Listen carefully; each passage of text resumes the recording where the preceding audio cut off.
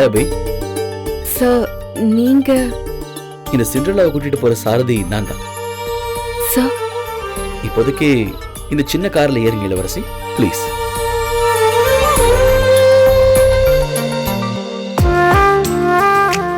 Sir நான் வீட்லயே இருக்கேனே, ப்ளீஸ்.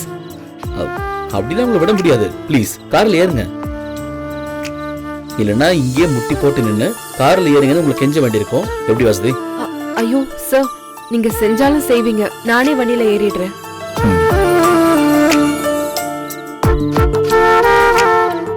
அபி, டிரைவ் பண்ணிட்டே பின்னாடி திரும்பி பார்த்து பேசுறது ரொம்ப கஷ்டம். நீங்க ஃப்ரண்ட்ல வரீங்களா?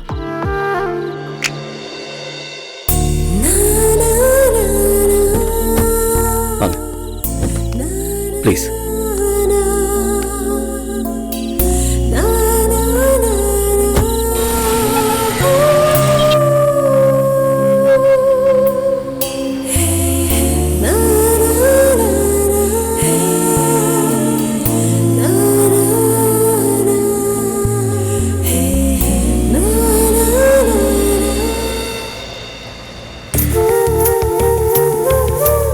அபி, அபி. சார் என்ன சார்? தினமும் பார்க்குற முகம்தான், ஆனா கூட இன்னைக்கு ஏதோ ஒரு தனி க்ளோ, ஏதோ ஒரு புது எனர்ஜி. புதுசா ஏதோ இன்னைக்கு தான் பிறந்தோங்கிற குழந்தை மாதிரி உங்க முகம் முழுக்க சந்தோஷமா இருக்கு. இந்த குழப்பம் கவலை இல்லாத கண்ணுன்னு வேற மாதிரி இருக்கீங்க. You looking good and something different அபி.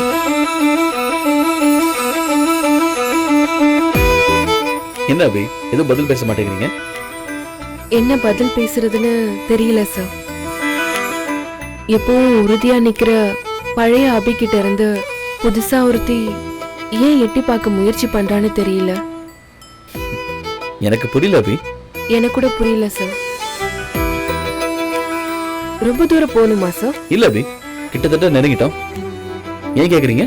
தெரியல சார், சும்மா கேட்கணும்னு தோணுச்சு. என்ன தோணுச்சு? நிறையா.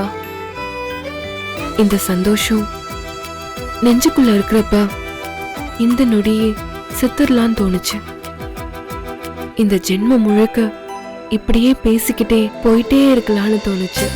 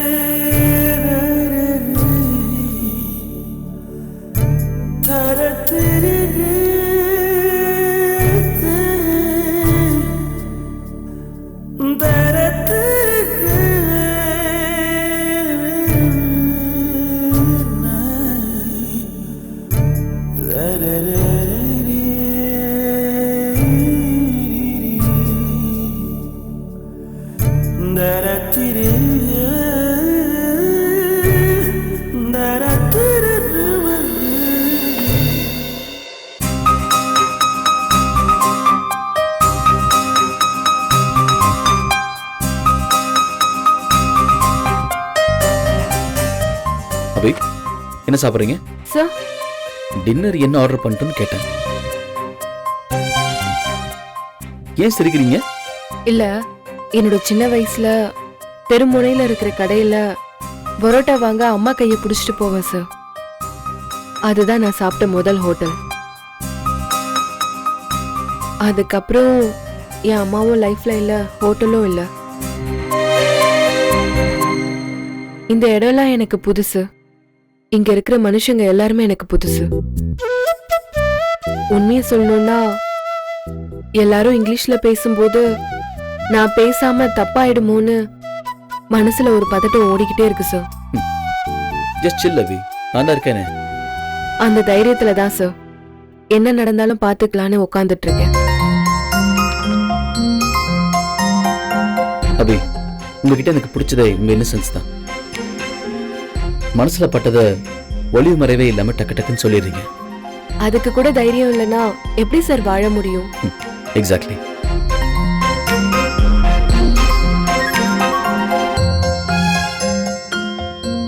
சார், நான் ஒன்னு கேட்கணும். இல்ல ஒன்னு சொல்லணும். நீங்க தப்பா நினைக்காதீங்க சார். எதா இருந்தாலும் சொல்லுங்க. நம்ம 2 பேரும் மட்டும் பேசும்போது தயவு செஞ்சு கொஞ்சம் தமிழ்ல பேசுங்க சார். புரியாத உன்னை புரிஞ்சுக்கிட்ட மாதிரி நடிக்கிறது ரொம்ப கஷ்டமா இருக்கு சார். நான் ஏதாவது சொன்னா பதிலே சொல்லாம ஏன் சார் சிரிக்கிறீங்க? சிரிப்பு தான் பதில் அபி. நான் எப்படி இங்கிலீஷ்ல பேசி பழகி வளர்ந்துட்டேன், நீங்க உங்க ஸ்டைல்ல பேசி பழகி வளர்ந்துருக்கீங்க. 2 பேருக்கும் என்ன பொதுவா புரியுதோ அதை வச்சுதான் பேசி பழக வேண்டியிருக்குல்ல. சார், நீங்க எனக்காக சிரமப்பட வேணாம் சார். நான் சீக்கிரமாவே உங்க வாழ்க்கைய பழகிக்க ட்ரை பண்றேன். நான் கூட தான் அபி. உங்க வார்த்தையெல்லாம் புரிஞ்சுக்கிறதுக்கு நானும் ட்ரை பண்றேன்.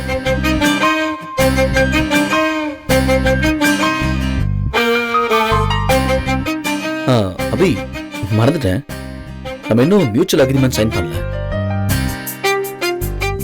ஐ மீன், என் கம்பெனில சீஃப் டிசைனரா ஒர்க் பண்றேன்னு அக்ரிமெண்ட் பேப்பர்ல நீங்க சைன் பண்ணணும்.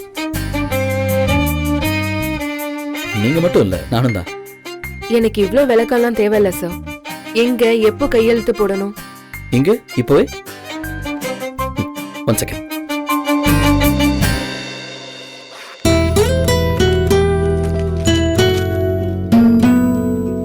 இந்தாங்க, இதுல இருக்க எல்லா பேப்பர்ஸ்லயும் சைன் பண்ணுங்க.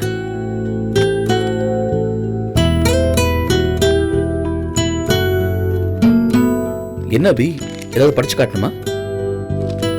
பேனா தாங்க சார்.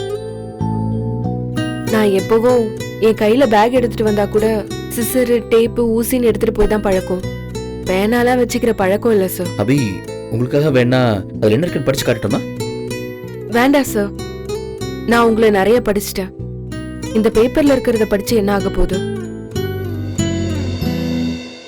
கண்ணை மூடி கிணத்துல குதின்னு சொன்னா கூட நான் குதிப்பேன். ஏன்னா காப்பாத்த நீங்க இருக்கீங்கன்ற ஒரு தைரியம் இருக்கு. பேனா கொடுங்க சார்.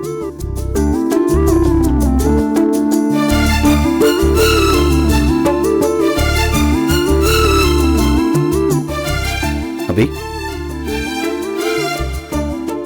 நாளைக்கு இந்த கையெழுத்தால வேற ஏதாவது பிரச்சனை வந்துச்சுன்னா பாத்துக்கலாம் சார்.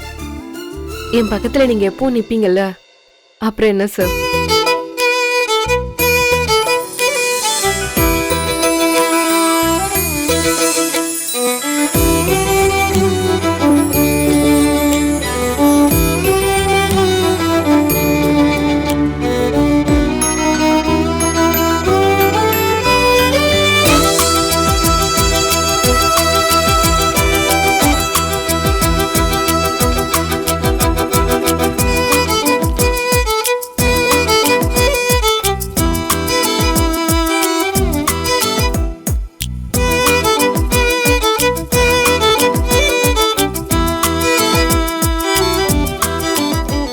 அவ்வளவுதானே சார்? யா, எஸ், அவ்வளவுதான்.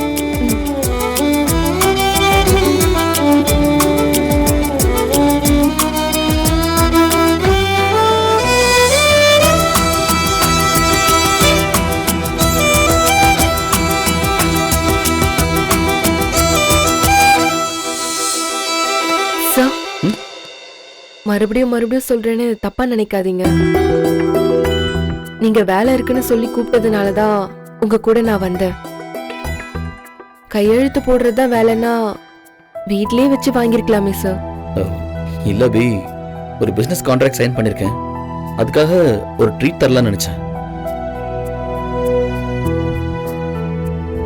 அசோக் சார் கூப்பிட்டாருங்கிறதுனாலதான் நான் வந்தேன். மத்தபடி வீட்டுல வயசுக்கு வந்த தங்கச்சி இருக்கிறப்போ நான் மோசமான முன்னுதாரணமா இருக்க கூடாது, அதானே?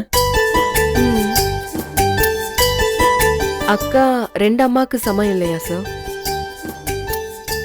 என் தங்கச்சிக்கு அம்மாவும் நான் தானே. ஓகே அபி, நீங்க என்ன சாப்பிடுறீங்கன்னு சொல்லவே இல்லையே.